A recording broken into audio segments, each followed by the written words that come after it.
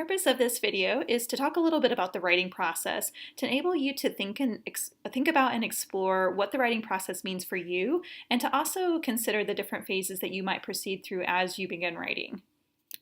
The first thing I want to talk about is what is the writing process? If you've taken English 101 or 102 here at Boise State or elsewhere, you've probably thought about the writing process in terms of a couple of different phases.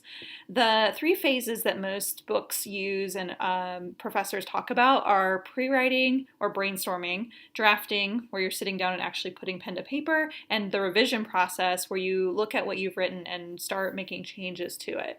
The one thing I want to highlight here is that these three phases are pretty broad and they're rough, and also that the writing process is recursive, which means that you don't proceed from point 1 to point 3 in a linear fashion, but you might find yourself jumping between the different phases depending on what your writing process is and where you are and what kinds of needs you have as you create content. So just because you're in the drafting phase doesn't mean that you can't go back to the pre-writing phase, for instance, or that sometimes you might find yourself starting with drafting, going to pre-writing, jumping down to revision. Everybody's writing process looks a little different, and my goal with this video and with this course is to encourage you to articulate to yourself what that process is, what it looks like, what about your current approaches work, and what doesn't work, and how you can potentially revise what you're doing in order to come up with a process that's more effective for what you want to accomplish. So the first phase is pre-writing. In Tabo and Draga, the Essentials of Technical Communication, our textbook, in the second chapter, they list 3 steps for the writing process, or for the pre-writing process.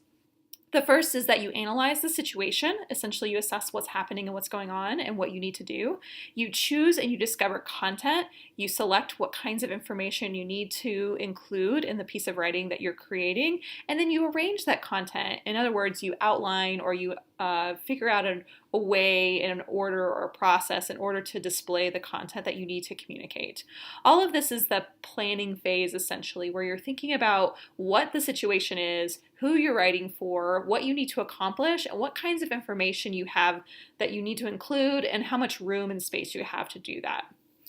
So pre-writing and brainstorming can look a lot different for each writer, and a lot of students will tell me they don't like to outline because outlining was something they had to do in high school that they thought was really terrible, but that doesn't mean you should dismiss it, but it also doesn't mean that you need to try to force yourself to use it if it doesn't work for you.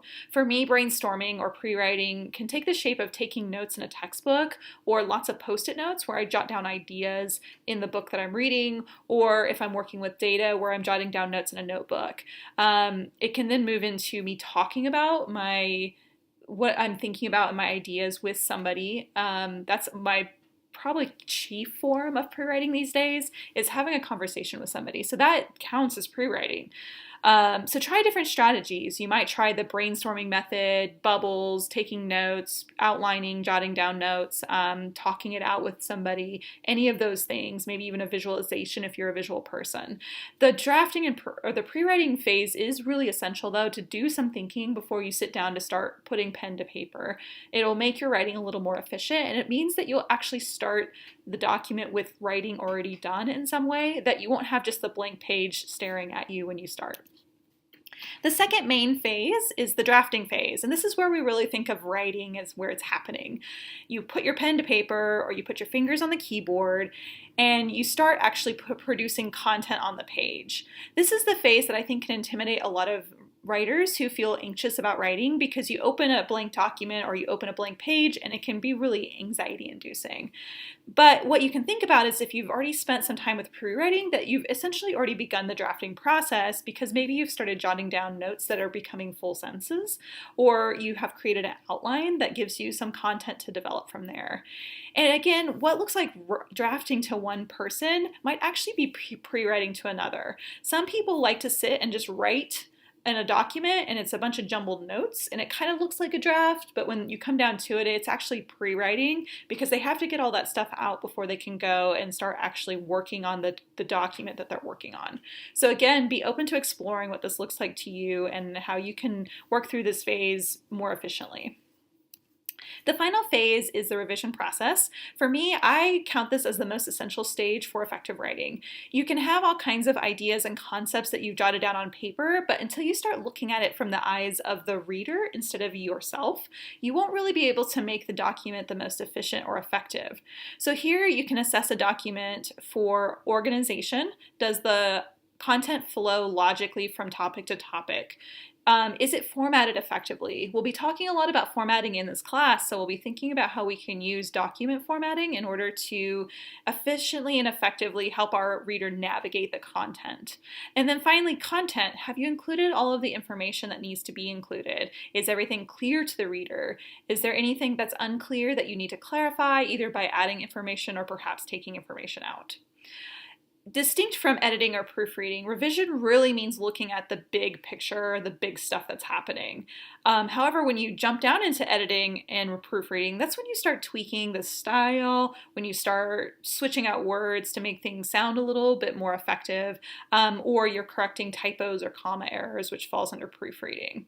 The main way to distinguish between these two elements of what I'm terming as the overall revision phase is revision is with the ears. It's when you read it out loud and make sure everything makes sense. Whereas editing is with the eyes. It's where you're looking at the document and you're assessing if the words on the page are spelled correctly or there's no typos, things of that nature. So here's what the key takeaways are that I want you to remember about the writing process. Explore what works for you. What is your process? The better you are at articulating what your process is, the better your metacognition about writing, which means that you're going to be more effective as a writer because you're conscious about what you're doing and you're directly thinking about your own thinking. You're thinking about what works for you and what doesn't.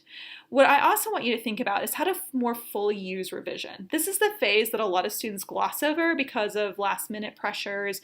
Maybe you didn't really get to drafting until the very last minute, so you haven't saved yourself enough time. If you can spend more time with revision, though, your documents will be more effective and more efficient, and they'll be more likely to accomplish the goals and the purposes that you have laid out for your reader. In addition, the writing process isn't a one-size-fits-all process. It has these sort of general phases, and you can think about the ways that each has a set of tools that you can use. And some tools may work for you, some tools may not. You can discard the tools that don't, and you can keep the tools that do. So think about what those tools are, what they are, what you maybe should try, and what you can go from there. And then finally, I'm just going to come back around to it again, revise, revise, revise. So thank you, and if you have any questions, be sure to reach out to me.